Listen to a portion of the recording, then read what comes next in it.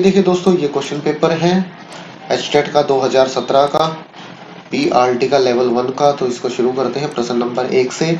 निम्नलिखित में से कौन सा लक्षण अंतर्मुखी व्यक्तित्व का नहीं है? तो आत्म केंद्रित तो होता है बिल्कुल, जो अंतर्मुखी आदमी होता है, रूढ़िवादी भी होता है, दब्बू भी होता है, पर वो सामाजिक नहीं होता। तो सामाजिकता है इसका उत्तर। प्रश्न नंबर 2, अधिगम के नियम के तहत तत्परता का नियम प्रतिपादित किया गया है एडवर्ड अल थॉर्नडाइक ने। तो दोस्तों इसका उत्तर बिल्कुल यही है, आगे जाने की हमें जरूरत ही नहीं है। प्रश्न नंबर 3, निम्न में से कौन सी विधि प्राथमिक स्तर पर शिक्षण के लिए उपयुक्त नहीं है? 4 विधियां हैं, कौन सी उपयुक्त नहीं है? समस्या समाधान विधि, गतिविधि, उपागम, व्याख्यान विधि, प्रोजेक्ट विधि। तो दोस्तों इसका उत्तर है व्याख्यान विधि उपयुक्त नहीं है प्राथमिक स्तर के लिए। अब आ जाते हैं प्रश्न नंबर 4, वह गत्यात्मक बल जो बालक के व्यवहार को ऊर्जा देता है और वह सीखने की क्रिया करता है, वह है लक्षण, प्रबल प्रबल, प्रेरणा, अवरोध। सभी विकल्प सही हैं। तो दोस्तों इसका उत्तर है प्रबल प्रेरणा। प्रश्न नंबर 5, निम्न में से किसे व्यक्तित्व की नैतिकता वाली भुजा कहेंगे? तो ये है उपाह, आत्मा, पराह, ईड।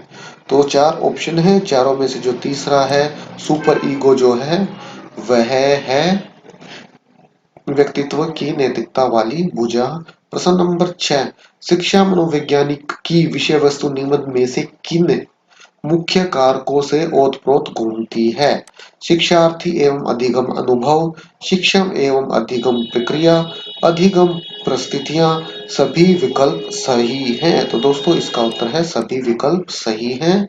प्रश्न नंबर 7, निम्नलिखित में से कौन सा कथन सही है? 4 कथन आपके सामने दिए गए हैं, इनमें से हमें बताना सही कथन।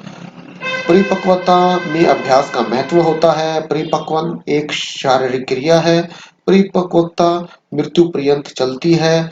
परिपक्वता में केवल मात्रात्मक बदलाव सम्मिलित होते हैं। तो दोस्तों इसका उत्तर है दूसरा, परिपक्वता एक शारीरिक क्रिया है। प्रश्न नंबर 8, शिक्षा मनोवैज्ञानिक अधिक बल देता है किस पर? छात्र केंद्रित शिक्षा पर। प्रश्न नंबर 9, निम्नलिखित में से कौन सा उत्तर बाल्यावस्था का लक्षण नहीं है?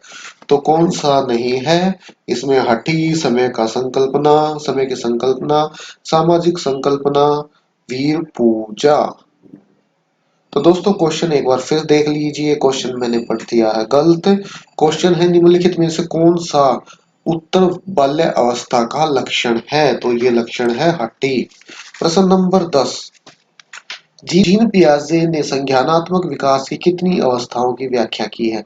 तो दोस्तों इसका उत्तर है 4 व्याख्याएं। प्रश्न नंबर 11, निम्नलिखित में से कौन सा कथन सही नहीं है? मेधा एवं सृजनात्मकता एक दूसरे के पर्यायवाची हैं।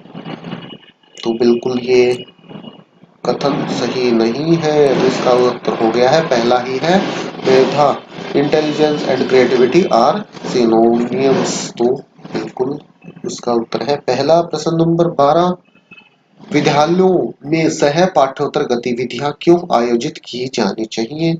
ये संस्था की प्रसिद्धि में सहायक है, ये छात्र के समग्र विकास में सहायक है, ये शुल्क लेने को न्यायोचित ठहराने में सहायक है, ये उन विद्यार्थियों के लिए महत्वपूर्ण है जो अध्ययन में रुचि नहीं रखते। तो दोस्तों इसका उत्तर दूसरा है, ये छात्र के समग्र विकास में सहायक है। प्रश्न नंबर 13, निम्नलिखित में से कौन सा आयाम मानसिक विकास के तहत आता है? भाषा, आकार, अनुराग, ईमानदारी। तो दोस्तों इसका उत्तर है भाषा। प्रश्न नंबर 14, किस बुद्धिलब्धि स्तर का बालक सामान्य बुद्धि का कहलाता है? तो बड़ा ही इंपॉर्टेंट और बड़ा ही इजी है, इसका उत्तर है 90 से 109। प्रश्न नंबर 115, मानसिक वृद्धि एवं विकास निम्न में से किस कारक द्वारा नियंत्रित है? ये कारक आपके सामने है, अनुवांशिकता, अनुवांशिकता एवं पर्यावरण कारक, केवल पर्यावरण कारक, इनमें से कोई नहीं, दोनों पे निर्भर करता है, अनुवांशिकता और पर्यावरण, हेरिडिटी और एनवायरमेंटल फैक्टर दोनों पे ये निर्भर करता है। प्रश्न नंबर 16, निम्नलिखित में से कौन बालक में नैतिक मूल्यों के विकास में महत्वपूर्ण भूमिका निभाता है? प्रार्थना सभा, सही समाजीकरण, बुद्धि, सभी विकल्प सही हैं। तो दोस्तों इसका उत्तर चौथा ही है, सभी विकल्प सही हैं। प्रश्न नंबर 17, कक्षा में शिक्षण सहायक सामग्री का उपयोग किया जाता है, किस लिए किया जाता है? विशिष्ट अधिगम परिस्थितियां निर्माण के लिए। तो ये बिल्कुल सही है। बाकी अगर आप ऑप्शन पढ़ेंगे तो देखेंगे शिक्षक के बोझ को कम करने के लिए, कक्षा में अनुशासन बनाए रखने के लिए, शिक्षण में आवश्यक होने के नाते। ये बिल्कुल गलत है, पहले वाला बिल्कुल सही है। निम्नलिखित में से कौन सा आंतरिक अभिप्रेरणा का उदाहरण है? विद्यालय फुटबॉल टीम में चयन होना, स्वयं के लिए समस्या का समाधान करना, जन्मदिन पर पोशाक मिलना। सभी विकल्प सही हैं। इसका उत्तर है दूसरा, स्वयं के लिए समस्या का समाधान करना।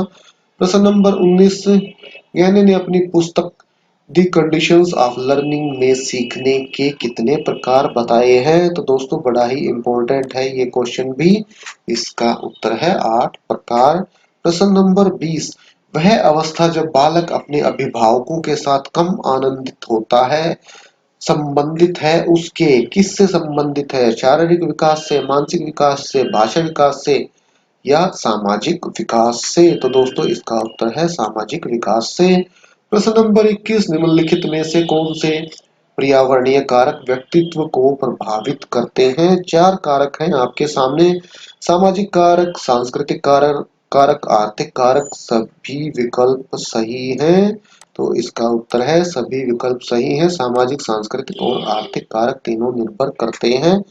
प्रश्न नंबर 22, निम्नलिखित में से कौन सा कथन सही नहीं है? ये कथन आपके सामने है, वृद्धि एवं विकास दो अलग आयाम है, वृद्धि जीवन पर्यंत चलती है, वृद्धि विकास की प्रक्रिया का ही एक भाग है, विकास सतत प्रक्रिया है। तो दोस्तों इसका उत्तर है दूसरा, वृद्धि जीवन पर्यंत चलती है।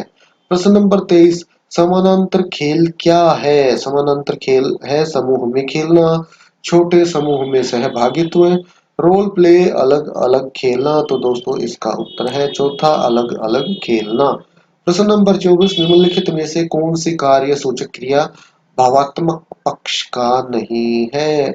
स्वीकारना, आज्ञा पालन, फर्क करना, प्रभावित करना। तो इसका उत्तर है फर्क करना।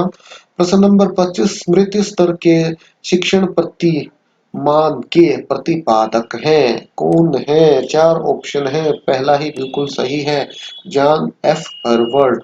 प्रश्न नंबर 26, निम्नलिखित में से कौन सा अनौपचारिक शिक्षा का स्रोत नहीं है? माता पिता द्वारा दी गई शिक्षा, पास पड़ोस द्वारा दी गई शिक्षा, साथियों के समूह में प्राप्त शिक्षा, कक्षा कक्ष शिक्षण द्वारा। 4 ऑप्शन है, चारों में से चौथा है बिल्कुल सही, कक्षा कक्ष शिक्षण के द्वारा। नंबर 27, शिक्षार्थी की अभिरुचि एवं अभिक्षमता के बारे में वैध एवं विश्वसनीय निष्कर्ष पर पहुंचने की विधि है, कौन सी विधि है इनमें से? तो दोस्तों इसका उत्तर है वस्तुनिष्ठ प्रेक्षण विधि। प्रश्न नंबर 28, निम्नलिखित में से कौन सी शिक्षण व्यूह रचना संज्ञानात्मक, भावात्मक एवं मनोज्ञात्मक पक्षों के तहत अधिगम उद्देश्यों को पूरा करती है? 4 ऑप्शन है आपके सामने, और जो है व्याख्यान, समूह चर्चा बिल्कुल नहीं, भूमिका निर्वहन बिल्कुल सही उत्तर है इसका। प्रश्न नंबर 29, पुनर्बलन निम्नलिखित में से किस प्रक्रिया का भाग है? तो पुनर्बलन शिक्षण, अधिगम, अनुदेशन, उपरोक्त में से कोई नहीं। तो दोस्तों इसका उत्तर है अधिगम। बालकों में व्यक्तिगत भिन्नता के लिए निम्न में से कौन सा कारक जिम्मेदार है? माता पिता की मनोवृत्ति, बुद्धि, नस्ल और स्थान। तो दोस्तों ये क्वेश्चन था गलत। अब चलते हैं क्वेश्चन नंबर 31 पे, जो कि है अगले भाग में, जो कि है भाषा हिंदी एवं अंग्रेजी, लैंग्वेज हिंदी एंड इंग्लिश। तो शुरू करते हैं प्रश्न नंबर 31 से। ड और ढ ध्वनियां नहीं आती, कहाँ नहीं आती हैं ये? तो ये बिल्कुल सही है, शब्द से पहले ये ध्वनियां कभी भी नहीं आती, आपको पता ही होगा। प्रश्न नंबर 32, संधि प्रक्रिया में किन्हीं दो स्वरों के स्थान पर एक स्वर होना एकांदेश कहलाता है, किसी विकल्प में इस प्रक्रिया का पालन नहीं हुआ, किस विकल्प में नहीं हुआ? 4 विकल्प हैं आपके सामने, सारगोर्मी, एक और, द्वारकेश अध्यादेश। तो दोस्तों इसका उत्तर है चौथा अध्यादेश।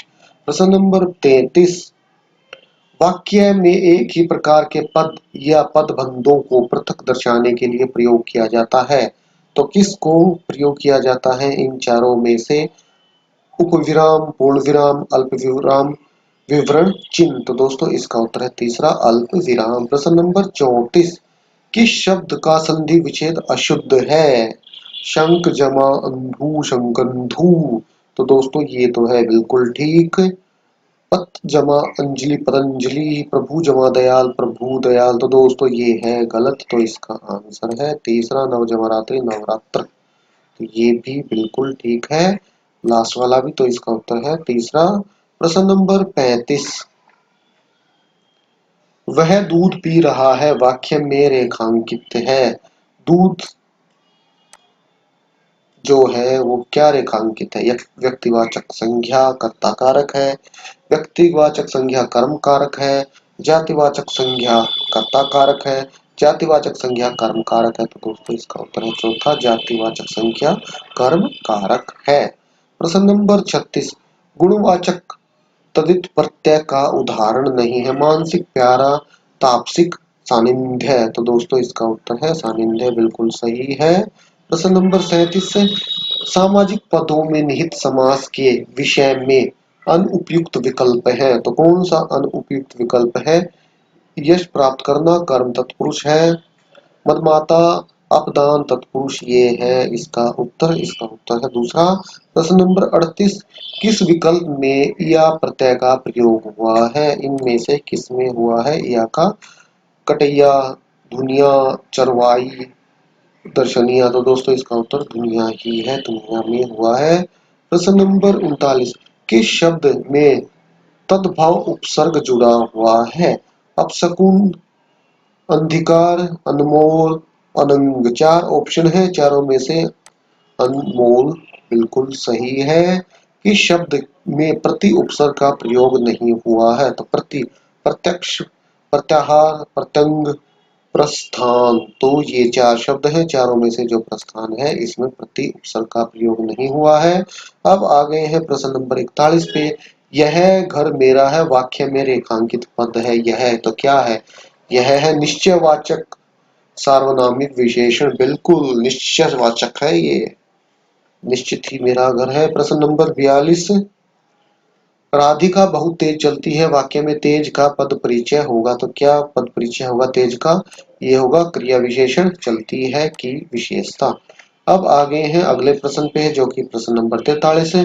सामाजिक पद व विग्रह वाक्य की दृष्टि से असंगत विकल्प को चुनिए। इनमें से असंगत विकल्प चुनना है। कुशासन, कृष से निर्मित है जो आसन, बिल्कुल सही है ये। हिमालय, हिम के लिए आलय। तो दोस्तों इसका उत्तर दूसरा है। विद्यालय, विद्या के लिए आलय। बलि पशु, बलि के लिए पशु। तो हिमालय जो है हिम के लिए आलय, ये जो है बिल्कुल असंगत है। प्रश्न नंबर 44, अलंत का प्रयोग किया जाता है। अलंत का प्रयोग कहाँ पे किया जाता है? तो किया जाता है व्यंजन को स्वर रहित लिखने के लिए किया जाता है। अब है प्रश्न नंबर 45, मुहावरे की विशेषता है रूढ़ि अर्थ में प्रयोग किया जाना, इसकी रूप रचना का अपरिवर्तित रहना, वाक्य में लिंग वचन तथा कारक में परिवर्तन होना, वाक्य में क्लिष्टता उत्पन्न करना। तो दोस्तों इसका उत्तर पहला है, रूढ़ि अर्थ में प्रयोग किया जाना। प्रश्न नंबर आ गया है अब 46, जो कि जुड़ा हुआ है भाषा इंग्लिश से। तो यहाँ दे रखा है पैसेज, इसको ध्यान से पढ़ना है और क्वेश्चन नंबर 46 से 49 के जो क्वेश्चन हैं उनके आंसर इसमें से हमें देने हैं। तो दोस्तों आप या तो वीडियो को रोक के पढ़ लीजिएगा इसको। ये देखिए मैं बिल्कुल धीरे धीरे थोड़ा स्क्रॉल कर रहा हूँ इसको, तो वीडियो को रोक रोक के आप इसको पैसेज को पढ़ लीजिएगा। ये देखिए, बाकी ये इस साइड है, ये रहा, ये हो गया, ये हो गया। तो यहाँ तक है आपका। अब आ गए हैं question answer. Which one of the following is not an advantage of the town life according to writer? तो दोस्तों इसका उत्तर है living on a dung heap. प्रश्न number 47, tough a peasant's life is not a fat one, it is a long one. What does fat and long underlined in this sentence respectively means? In the light of the entire passage, इस passage को देखते हुए जो underline word है fat और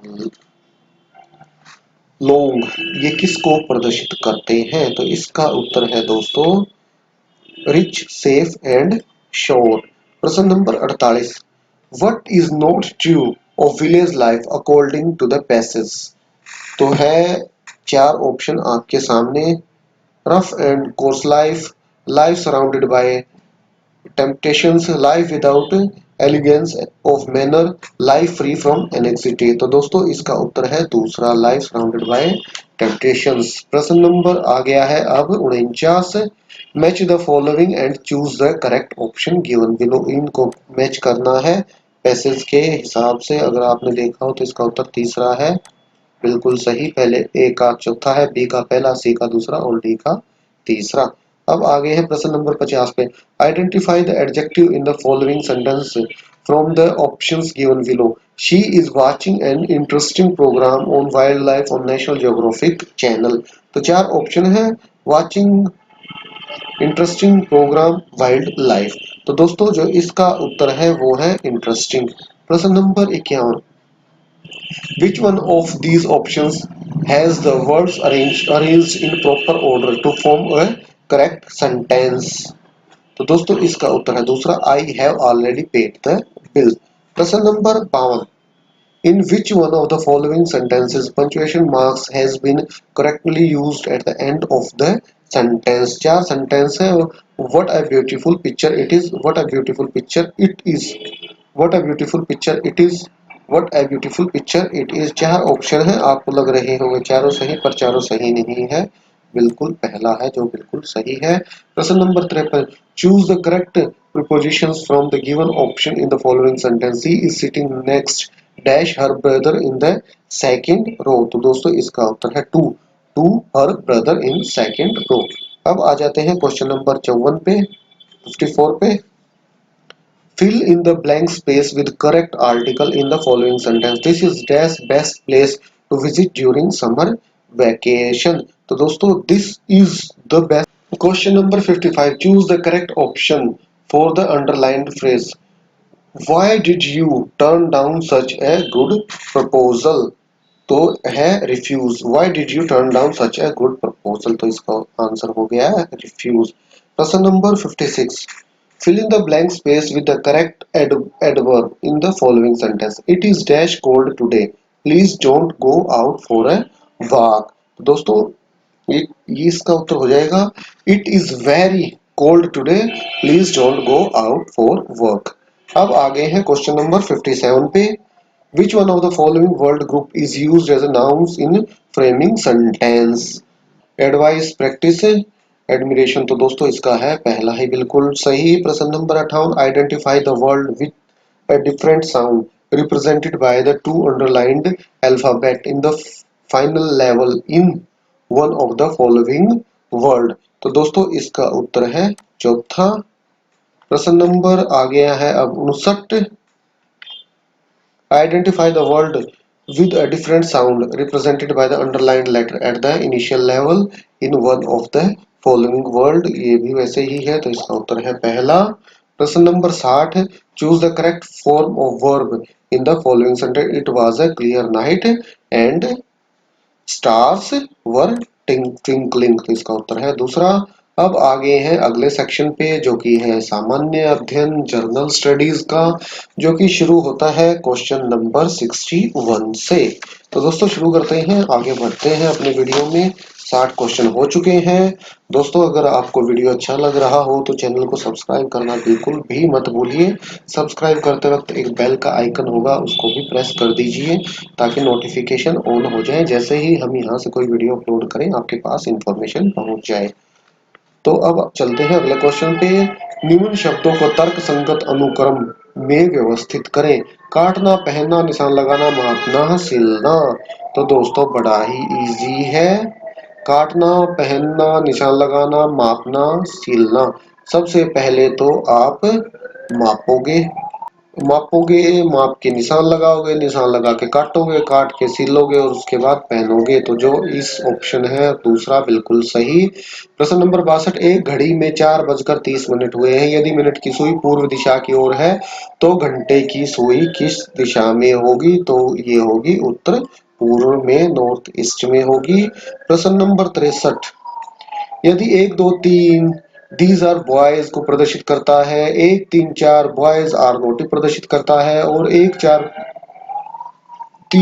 4 5 naughty boys play प्रदर्शित करता है, तो कौन सी संख्या नोटी प्रदर्शित कर रही है इनमें से? तो आप बिल्कुल अगर इसको ध्यान से देखेंगे तो बड़ा ही इजी क्वेश्चन है। इसका आंसर है तीसरा 4, जो चौथी संख्या है वो कर रही है नोटी को प्रदर्शित। ये देखिए दीज आर बॉयज, 1 2 3 है तो इसमें कहीं नोटी शब्द आपको दिखाई नहीं देगा।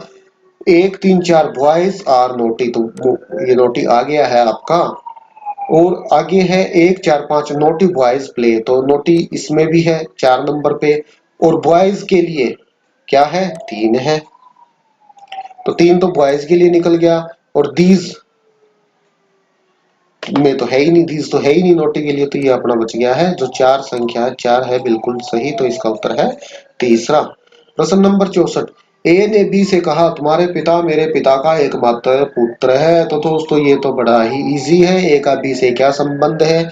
ए ने बी से कहा तो तुम्हारे पिता मेरे पिता का एकमात्र पुत्र है, आप ऐसे भी बोल सकते हैं, तो इसका उत्तर आएगा चौथा पिता। नंबर 65 है, यदि विक्ट्री को कूट भाषा में ये लिखा जाए और वार को कूट भाषा में ये लिखा जाए तो सक्सेस को कूट भाषा में क्या लिखा जाएगा? तो सक्सेस को कूट भाषा में लिखा जाएगा, ये ऑप्शन तो बिल्कुल सही है। 66 है, डी एल बन जाता है और ई एम बन जाता है तो ए क्या बन जाएगा? तो दोस्तों ए बन जाएगा आई। अब आ गए हैं प्रश्न नंबर 67 पे, श्रेणी में लुप्त पद ज्ञात कीजिए। आपको जो ये क्वेश्चन मार्क वाला पद है वो ज्ञात करना है, तो इसका उत्तर है 9/32। प्रश्न नंबर 68, यदि किसी वृत्त की त्रिज्या 50% कम कर दी जाती है तो वृत्त का क्षेत्रफल में कितनी कमी आ जाएगी? दोस्तों त्रिज्या कम की गई है तो ध्यान रखिए, तो इसका जो उत्तर आ जाएगा वो आ जाएगा 75% तक कम हो जाएगा आपका वृत्त का क्षेत्रफल। प्रश्न नंबर 69, 1 किलोमीटर लंबी रेलगाड़ी 60 किलोमीटर प्रति घंटा की चाल से दौड़ रही है। रेलगाड़ी 1 किलोमीटर लंबी एक सुरंग में प्रवेश करती है। रेलगाड़ी को सुरंग से पूर्णतः बाहर आने में कितना समय लगेगा? तो दोस्तों इसका उत्तर है ऑप्शन नंबर 2, 2 मिनट। प्रश्न नंबर आ गया है अब 70,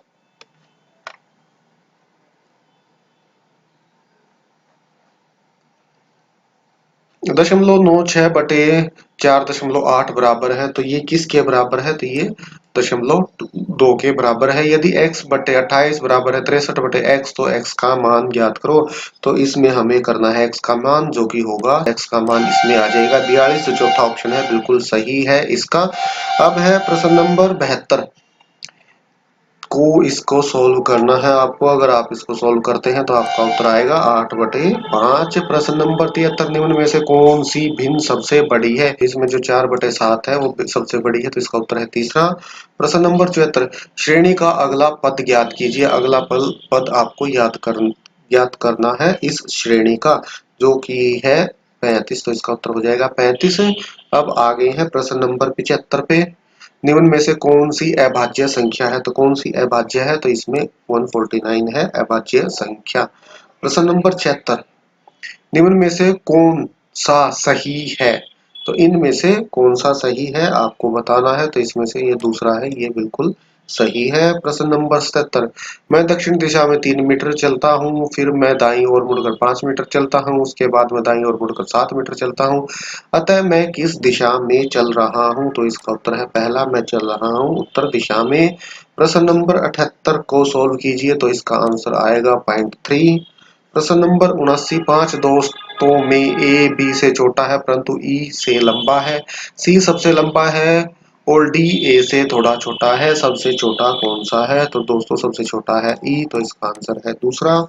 प्रश्न नंबर 80, कौन सा वर्ष अधिवर्ष लीप वर्ष है? तो इनमें से आपको बताना है, लीप वर्ष 1704 है लीप वर्ष, तो इसका उत्तर है पहला। अब आगे हैं आगे क्वेश्चन नंबर 81 से उस युग्म को चुनिए जिसके दोनों ही खिलाड़ियों ने रियो ओलंपिक 2016 में भाग लिया हो। तो संदीप कुमार और इंद्रजीत सिंह बिल्कुल सही है इसका उत्तर।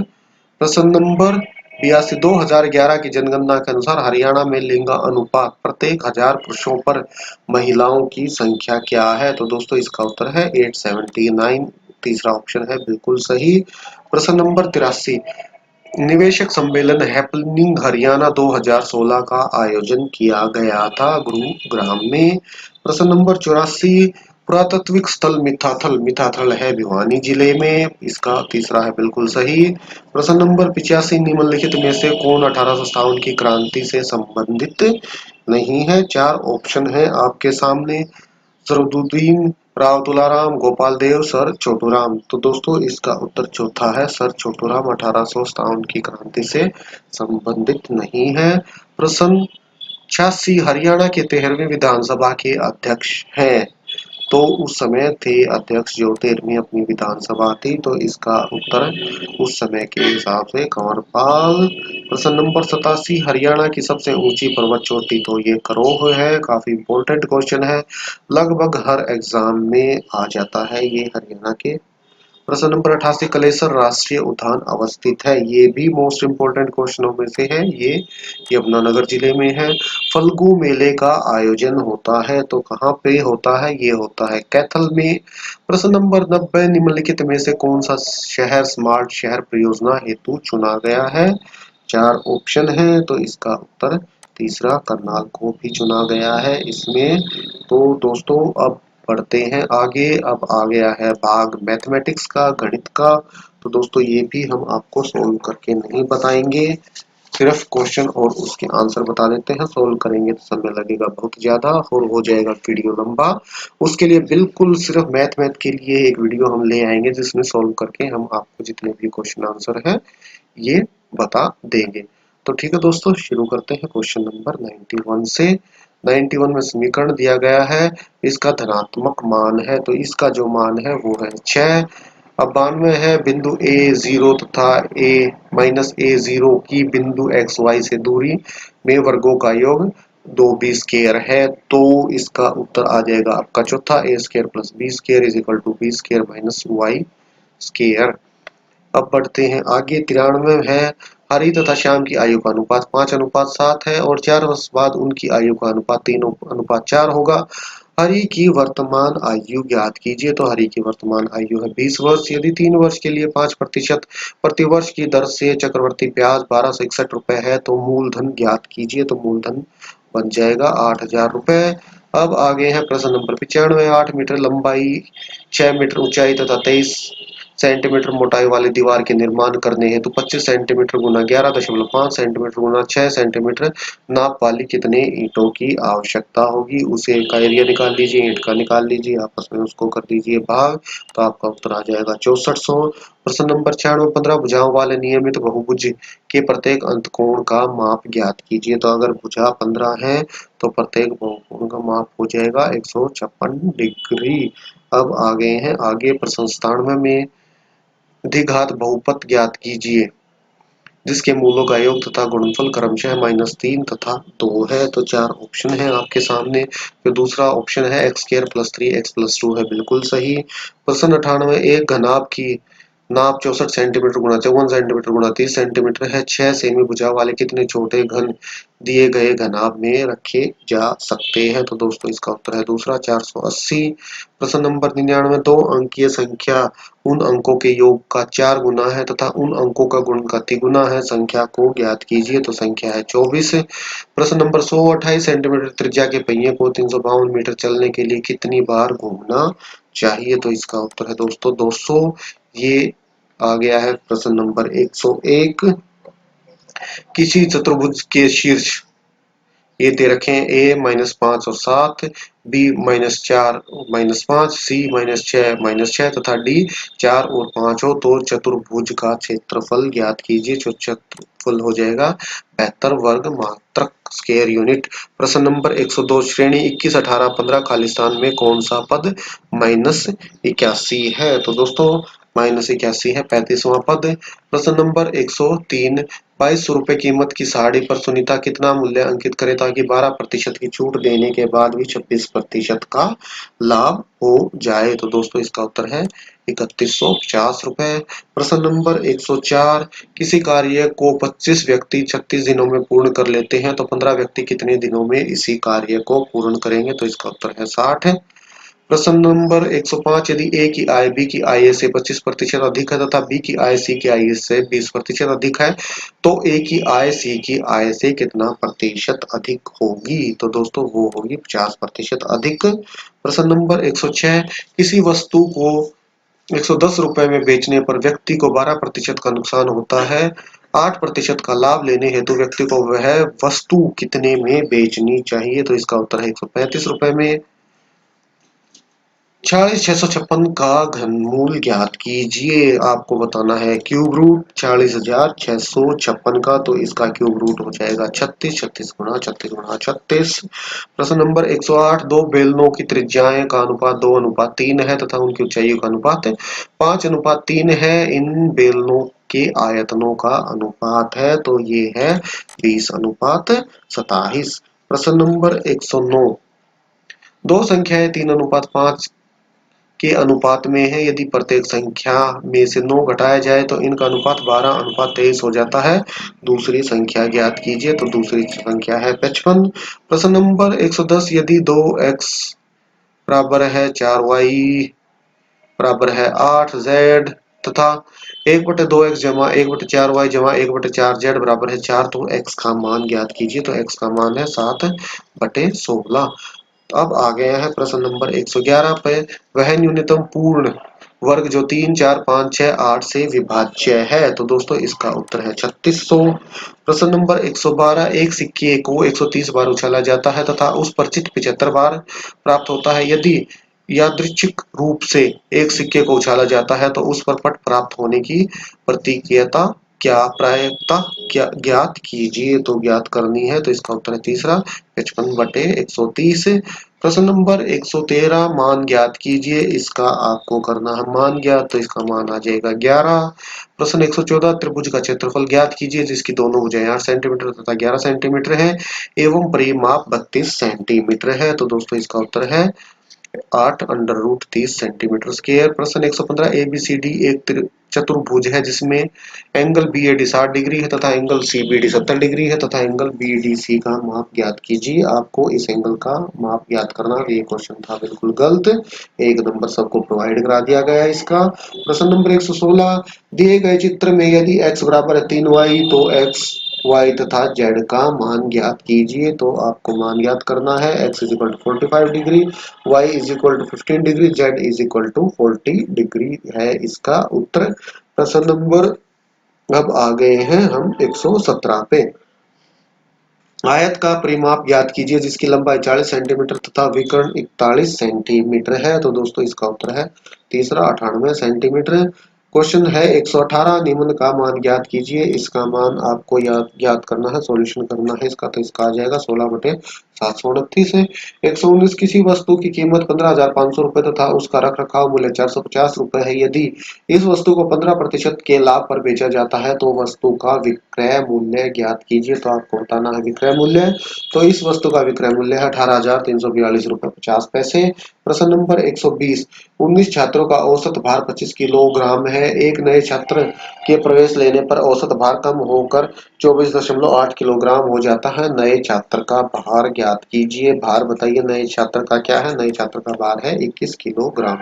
तो दोस्तों अब आ गए हैं हम बिल्कुल इसके आखिरी भाग पे जो कि है अपना पर्यावरण अध्ययन का एनवायरमेंटल स्टडीज या हम कह सकते हैं ईवीएस।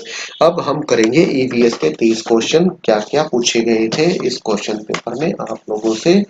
तो पहला है नाइट्रोजन स्थिरीकरण के विपरीत नाइट्रोजन चक्र का भाग है। Part of N2 cycle that is opposed to N2 fixation is। तो आपके सामने चार ऑप्शन दे रखे हैं। पहला ऑप्शन है विनाइट्रीकरण, बिल्कुल सही। प्रश्न 122 एक झील में द्वितीय पोषण स्तर होता है तो कौन सा होता है। जंतु पलवक। प्रश्न नंबर 123 निम्न में से कौन सा वाहन कारित प्रदूषण नहीं है? कणकीय पदार्थ, particular matter, carbon monoxide, sulphur dioxide, carbon dioxide. Which of the following is not a vehicular pollutant? साधनों के द्वारा कौन सा नहीं होता, वाहनों के द्वारा इनमें से कौन सा पोल्यूशन नहीं होता? तो ये क्वेश्चन ही गलत आ गया था, सबको एक नंबर दे दिया गया था इसका। जल में किस रोगजनक सूक्ष्मजीवी की उपस्थितियां संदूपक की सूचक है? तो दोस्तों इसका उत्तर है पहला, क्लो कोलीफॉर्म जीवाणु।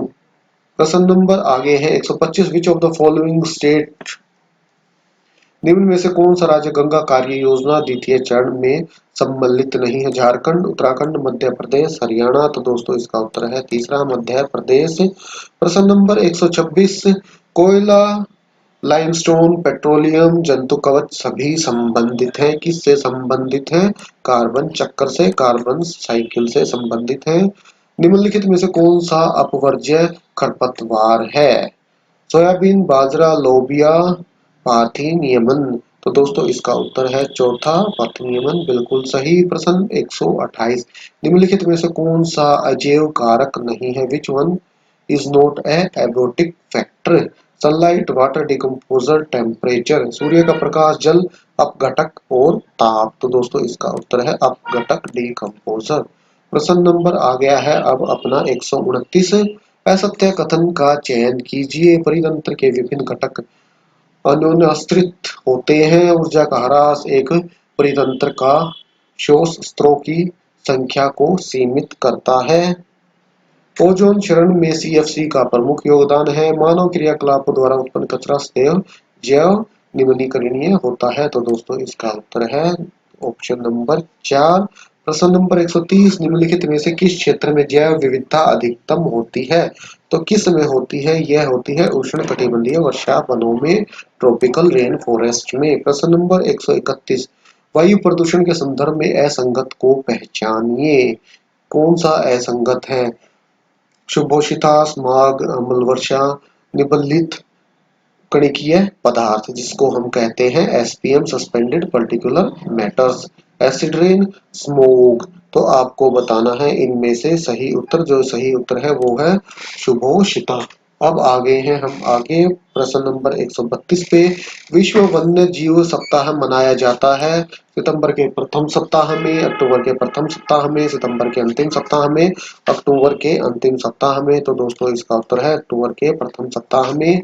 प्रश्न नंबर 133। पृथ्वी की सतह के निकट मुख्य वायुमंडलीय परत है। तो सबसे निकट की परत कौन सी है? बिल्कुल इजी है, ये है सौरमंडल। प्रश्न नंबर 134। निम्नलिखित देशों में से किसकी जैव विविधता सर्वाधिक है? ब्राजील, दक्षिण अफ्रीका, रूस और भारत। तो दोस्तों इसका उत्तर है ब्राजील। प्रश्न नंबर 135। फास्फोरस चक्र अप्रायंगिक होता है क्योंकि यह पूर्ण रूपेण होता है। इसका उत्तर है अवसादी, सेडिमेंट्री होता है। Phosphorus cycle is Uranus because it is entirely sedimentary सेंटिमेंट्री।